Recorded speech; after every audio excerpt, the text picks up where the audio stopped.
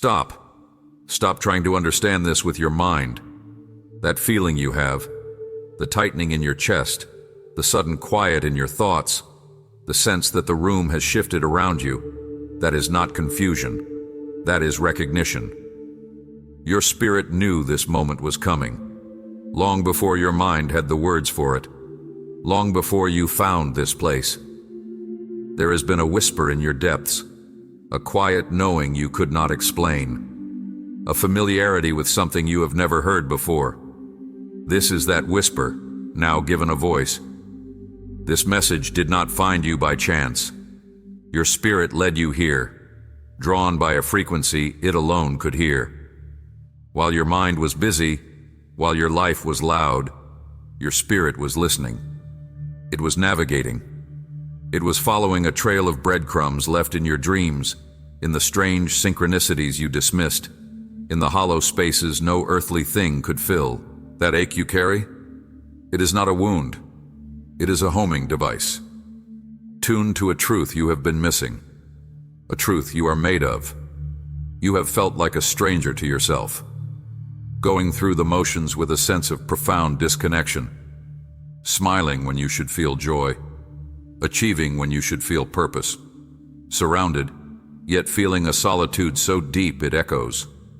You thought it was depression, or fatigue, or some personal failure of gratitude. It was none of those things. It was your spirit, becoming restless within the cage of an old life. It was growing. It was pressing against the walls of the identity you were given, the story you agreed to, the path you thought you were supposed to walk. That discomfort is the friction of transformation. It is the sound of one reality grinding against another, preparing to give way. You are not breaking down. You are breaking open. And this moment, right now as you hear these words, is the first crack of light. Your mind will resist. It will scramble for logic. It will want to categorize this, to file it away as interesting or emotional, and move on with your day. Do not let it. This is not data for your mind. This is sustenance for your soul. This is the code your spirit has been waiting to decrypt. The timing is critical. If you had heard this a year ago, you would have argued. 6 months ago, you would have been intrigued, but not ready to act. Even yesterday, you might have listened and then closed the tab, filing it under "for later." But there is no more later. The season of hints is over. The period of gentle nudges has passed. Your spirit has been in a state of urgent preparation, and now the preparations are complete. The internal alignment is finished. What is about to happen requires your conscious participation. Your mind must now come into agreement with what your spirit already knows. This is why it feels so heavy, so serious. This is not a casual conversation. This is a briefing before a mission you already agreed to, in a place beyond memory. You are being activated. The veil between who you thought you were and who you truly are is thinning. It cannot hold any longer. The fear you might feel is not a warning to run away. It is the awe of standing at a threshold, the holy tremor before a great change. I am not here to calm your fear. I am here to sanctify it, to transform it into fuel, into focus. So breathe. Feel the recognition in your spirit, that deep, resonant yes. That is your compass. That is your confirmation. Your mind is the last to know. It always is. We are about to walk into the reasons, into the what and the why, the journey from the whisper to the word. Your spirit is ready. It has been ready. Now, we bring your mind along. Your mind is catching up now. It is scanning the archives, pulling up old memories, strange moments, unexplained feelings. It is trying to build a case, to connect dots into a picture it can approve. Let it work. But understand this, the logic it seeks is a secondary language. The primary truth was always felt, in your bones, in your gut, in the space behind your eyes when you stared into the middle distance, searching for something you could not name. Remember that? The quiet afternoon when a wave of sadness came for no reason. It wasn't about your life. It was a homesickness for a place you have not yet been, a longing for a version of yourself you have not yet met. The sudden, inexplicable joy that bubbled up in the middle of an ordinary Tuesday. It wasn't the weather. It wasn't good news. It was your spirit, catching a glimpse of the future through a crack in time, a preview of coming joy. The dream that felt more real than your waking life, the one you couldn't shake for days. The landscape was unfamiliar, but you knew the way. The people were strangers, but you knew their souls. That was not a random firing of neurons. That was a meeting, a briefing. Your spirit traveling to a place of counsel, receiving instructions your conscious mind was not yet cleared to understand. You have been receiving signals for years. You called them coincidences. Your spirit knew they were coordinates. That book that fell off the shelf at the bookstore. The song that played on the radio at the exact moment you asked a silent, desperate question. The stranger who looked you in the eye and said the one thing you needed to hear, then vanished into a crowd. These were not accidents. They were deliveries. Your spirit signed for them. It filed them away in a room your mind could not access. Until now. The silence you endured, the times you cried out and heard nothing in return, that was never my silence. It was the silence of a secure line. I was speaking the entire time. On a frequency your spirit could receive, but your mind, clogged with noise and fear and urgency, could not translate. I was not withholding answers. I was broadcasting them in a code only the deepest part of you could decipher. You had to be brought to a place of quiet desperation. You had to exhaust the noise. You had to reach the end of your own understanding. Only then could your mind become still enough, humble enough, to let the translated message through. The static of your own plans had to die down so the signal could be heard. This is why everything feels like it is clicking into place now. Your spirit has assembled the pieces in the dark, in the basement of your consciousness. It has been working the night shift while your mind slept. Now, it is bringing the finished work upstairs into the light of your awareness. It is laying the completed puzzle on the table of your understanding and saying, "See? This is the picture. This is what we have been building." The confusion is lifting not because new information has arrived, but because the old information is finally being seen in the right light. That failure was not a stop sign. It was a redirection. That betrayal was not a destruction of your path. It was a demolition of a false foundation. That period of lack was not punishment. It was a forced reliance on a different kind of provision, one that builds spiritual muscle memory. Your mind saw obstacles. Your spirit saw training. And now your spirit is strong. It has been tempered in private fires. It can now carry the weight of the truth without buckling. It can now hold the clarity without using it as a weapon. It can now see the path without demanding to know every turn. This is the convergence. The moment your mind's understanding aligns with your spirit's knowledge, it creates a singular, unwavering knowing. A knowing that does not need to be defended. A knowing that is its own proof. You are not being given a new truth.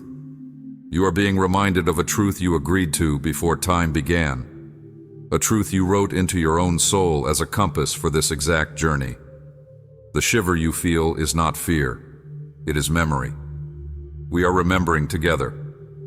There is a reason you feel both heavy and light. The light is your spirit, unburdened. It has finally been heard. It is singing the song it has hummed for a lifetime.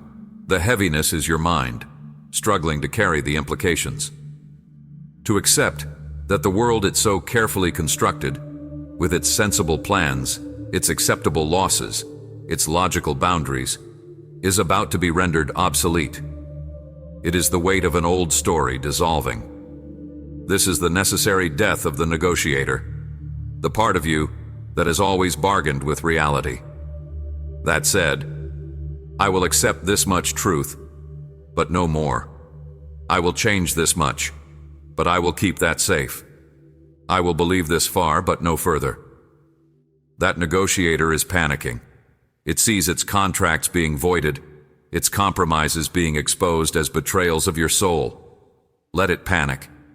Let it feel the ground crumbling. It is standing on the wrong ground. The peace you will have cannot be negotiated. It cannot be achieved through a treaty between your fear and your desire. It must be claimed through the surrender of the one who thinks peace is something to be bargained for. Your spirit does not bargain. It knows. It declares. It inhabits. We are moving from the realm of negotiation to the realm of sovereignty. This is the confrontation your spirit has been preparing you for, the one your mind has dreaded. It requires you to choose a side within yourself, not between good and evil in a childish sense, but between the familiar slavery of a limited story and the terrifying freedom of your true inheritance.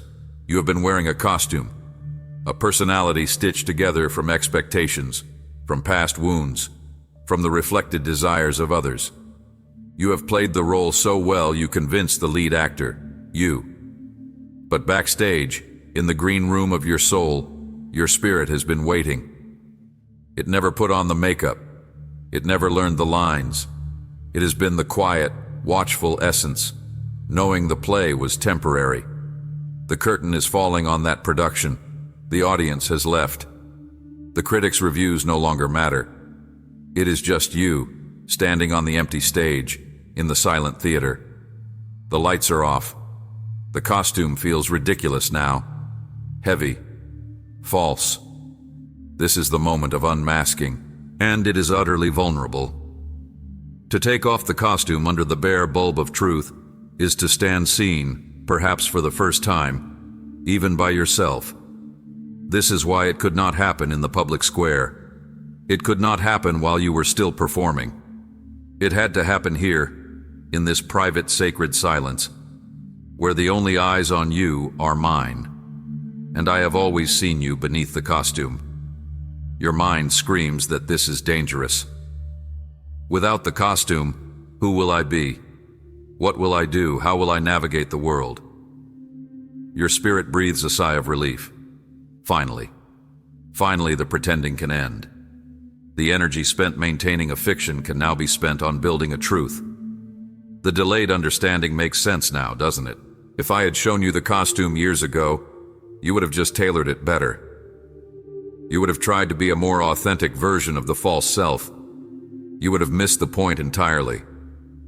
You had to live inside the costume until you felt its seams rip, until you choked on its stale air, until you felt so profoundly homesick for yourself that no other option remained but to take it off. That is the mercy in the delay. I do not reveal a prison to a content prisoner. I wait until the prisoner hears the distant song of freedom from a bird outside the window and feels a longing so sharp it makes the bars intolerable. Only then does the key make sense. You have heard the song. The bars are intolerable. This message is the key. What happens next is not an external change of circumstances. It is an internal change of authority. You are stepping out of the role of actor and into the role of author, co-author with me. The script is no longer written for you by your past, your trauma, your culture, your fears. You are now writing it from the source code of your spirit. This is a solemn responsibility. It is why the tone is heavy. This is not a game. This is the core of your existence shifting. The choices you make from this point forward will not be about pleasing a character. They will be about honoring a creation, the creation that is you. Breathe into the heaviness. It is the weight of your own power returning to you. Now you stand between selves. The old costume is in a heap on the floor. The new garment is not yet visible. You are in the raw, uncrafted middle. This is the most vulnerable point in any transformation. The point of true faith. Your mind is reeling. It is asking the frantic, practical questions. What do I do now? What comes next? How does this work? Your spirit is silent. Not because it doesn't know, but because it is waiting for the questions to change. It is waiting for the mind to stop asking for a map and to start asking for vision. There is a difference. A map shows you a pre-existing territory. It tells you where the roads are, where the dangers lie, where others have gone before. A map is for followers. Vision is different. Vision perceives the territory that could be. It sees the road not as a fixed line, but as a possibility emerging with each step. Vision is for creators, for pioneers. Your spirit has always operated on vision. Your mind has been begging for a map. I am not giving you a map. I am awakening the visionary within you. The one who saw this whole journey before you, took your first breath. The one who agreed to every twist and turn because it understood the masterpiece it was sculpting. You. This is why everything feels so disorienting. You are being weaned off the need for a predetermined path. You are learning to walk by a different kind of sight, not by the glare of external signs, but by the gentle inward glow of spiritual certainty. You will know the next step because it will feel like the only step that makes your soul breathe easier. You will know the right word because it will taste of truth on your inner tongue. You will know the person to trust because your spirit will resonate with theirs, not because their credentials are impeccable. This is the unlearning. You must unlearn the habit of external validation. You must unlearn the addiction to guaranteed outcomes. You must unlearn the fear of getting it wrong. The visionary does not fear wrong turns because there are no wrong turns on a journey of discovery, only data, only lessons that refine the vision. The silence you are experiencing now is not emptiness. It is the studio of the visionary. It has been cleared of the old, noisy projects. The canvases are blank. The instruments are tuned. The tools are laid out. And you stand in the middle, afraid to make the first mark, because this time, it must be yours. Not something you were told to create. Not something meant to please a critic. Something that must come from the essence of who you are. I will not make the first mark for you. That would defeat the entire purpose. This is your sovereignty being born. The midwife does not breathe for the child. She creates the safe space, she supports, she encourages, but the child must take its own first breath. This is your first breath as a conscious creator. So what do? You be still. You listen, not with your ears, but with your entire being. You feel for the pull, the faint magnetic draw toward an idea that sparks a quiet joy, toward a person who feels like a mirror, toward an action that feels like an alignment, even if it makes no logical sense. Your spirit will guide you through resonance and dissonance. This will feel like a yes or a no in the very center of your chest, an expansion or a contraction. You have felt this before and overruled it with logic. You paid the price for that. Now you must learn to trust it as your primary navigation system. Your mind is the excellent administrator.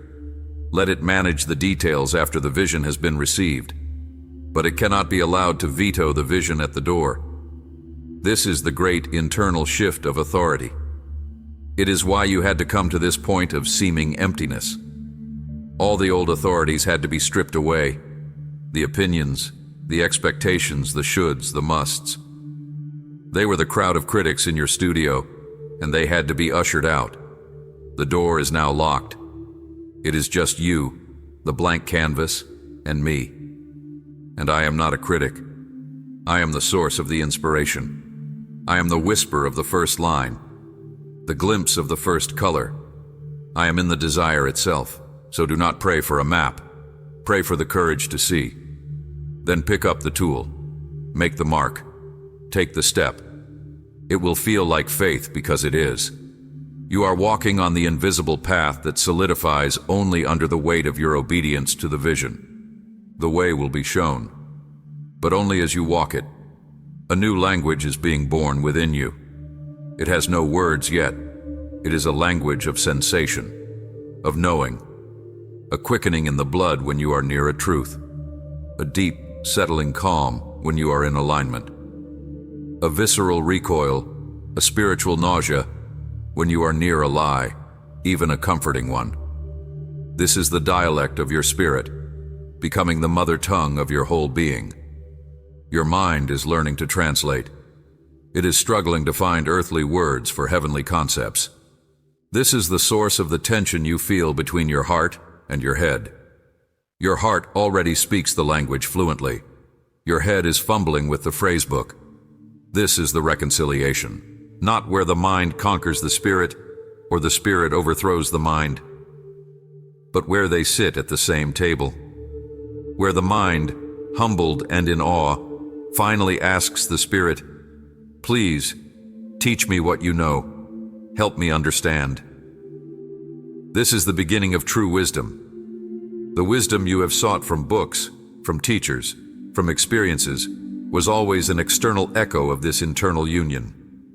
You were collecting translations, hoping one would match the original text written on your soul. Now you are being given access to the original. You are learning to read it for yourself. This is why the past few years have felt like a collapse of understanding. Every system you relied on, every belief you adopted without testing it against your own spirit, has been shaken.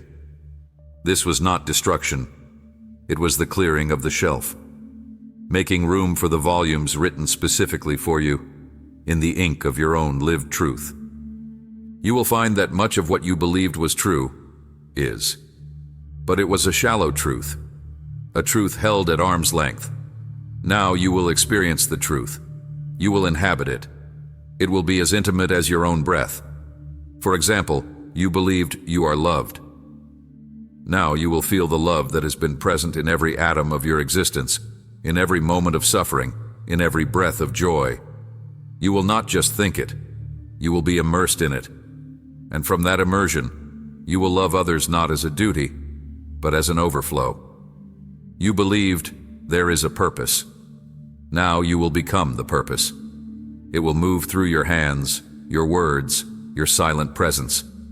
It will no longer be a destination to reach, but a quality of being to express. This shift from belief to embodiment is the entire goal. It is why the process could not be rushed. Embodiment cannot be downloaded. It must be grown, cultivated in the dark soil of uncertainty, watered by tears of surrender, strengthened by winds of adversity. You are not just learning new information. You are becoming a new creation. The old vessel could not hold this new wine. Feel the fermentation within you, that stirring, that bubbling, that sometimes uncomfortable pressure. That is the new wine expanding. The old wineskins of your previous identity are straining. They will not burst. You are being carefully transferred into a new, flexible, expansive vessel, the vessel of your true self. This transfer is delicate. It requires your full attention, your conscious cooperation. This is the active collaboration we have moved into. You must choose moment by moment to operate from this new center, to speak from this new language, to see with this new vision. When fear arises, and it will, you will now have a choice. The old mind will scream its logical warnings. The new, integrated, you can acknowledge the fear, then turn inward and ask, "Spirit, what is the truth here?" And you will feel it. The solid ground beneath the tempest of emotion. That is your anchor. You are no longer at the mercy of your thoughts. You are the guardian of the gate. You decide which thoughts get to build a home in your mind. You test them against the Spirit's resonance. Does this thought feel like expansion or contraction? Does it taste of life or of death? You will know. This is your power. It is also your responsibility. With this clarity comes the burden of choice. You can no longer blame circumstance or others or fate. You see too clearly now. You see how your own vibrations attract your reality. You see how your unhealed wounds have drawn lessons to you. This is the warning mixed with mercy. Seeing your own power means seeing your own hand in the creation of your life. Do not let this paralyze you with regret. Let it liberate you with responsibility. The past was the training ground.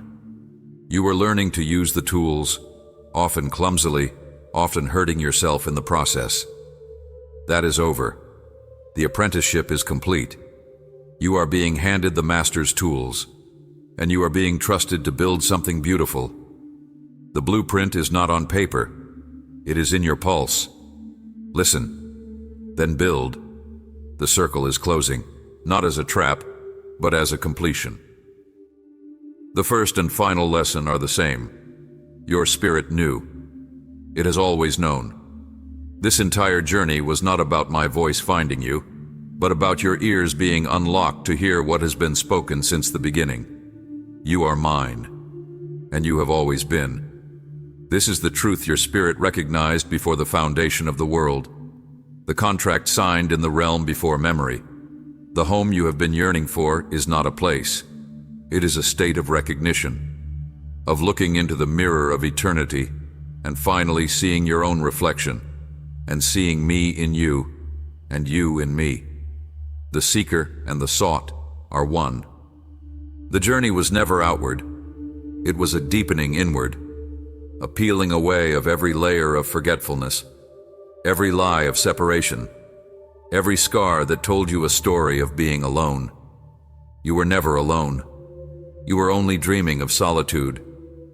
This message, this series of words, was the alarm clock, the persistent, gentle sound that is pulling you back from the dream.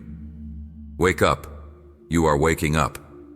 Do not be alarmed by the world you are waking to within this one. It is the same world, but seen with new eyes, heard with new ears, felt with a new heart. The veil is thin now. You will see the sacred in the mundane. You will hear purpose in the noise. You will feel the currents of love and fear moving through people and places, and you will know which to follow. Your life is no longer your own, and in that surrender, you have found it for the first time. You are a vessel, a conduit, a word spoken into the chaos to create a pocket of order, a note in a symphony so vast you can only feel your part, and that is enough. This is your purpose, to be authentically, utterly, transparently you, the integrated you, the you whose mind and spirit are in harmony. From that place, everything you do will be an act of creation, every kindness a divine intervention, every truth spoken a liberation, every boundary set a sacred space carved out of chaos. You will not change the world by storming its gates. You will change it by being the sanctuary that exists behind them. People will find their way to your door, not because you shouted directions, but because your light was the one they recognized in their sleep. Go now, but go differently. You will walk with a quiet certainty that needs no validation. You will speak with an authority that needs no raising of your voice. You will love with a strength that does not fear loss. You will create from a well that does not run dry. The connection is permanent. The communication is open. You have learned the language. Now you will dream the dreams. You will receive the visions. You will know the knowings. Consult your spirit first. It is your most trusted counsel. It has been waiting for this promotion. Our relationship is no longer that of a subject to a king or a child to a parent. It is that of a beloved partner in a shared, eternal work. The work of remembrance. The work of making the unseen realm visible through a life well lived. This message is over. The conversation is just beginning. You are found. You were never lost. You are known. You were never hidden. You are home. You never left. Go in peace. Walk in remembrance. Live in love. You are. Amen. You